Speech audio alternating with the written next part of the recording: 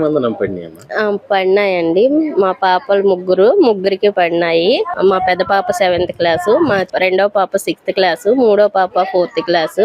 ముగ్గురికి తల్లికి వందనం డబ్బులు పడినాయి. ఇప్పుడు చదువుకి కూడా ఉపయోగపడేలాగా ముగ్గురికి వచ్చినాయి. పిల్లల పుస్తకాలకి అన్ని యూనిఫామ్స్ అని అవన్నీ అన్నిటికి ఉపయోగపడేలాగా వచ్చినాయి. అంటే గత గవర్నమెంట్ అప్పుడు మీకు ఎన్ని వచ్చేది?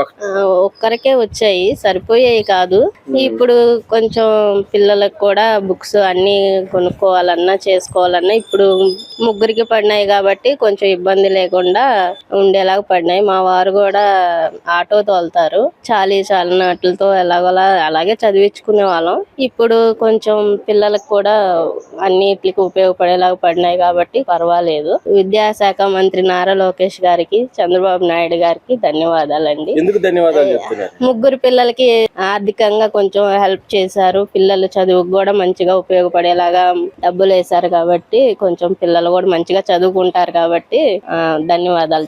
ముగ్గురు పడుతుందని మీరు అనుకున్నారు? అసలు లేదండి, ముగ్గురికి వేస్తారు అనుకోలేదు.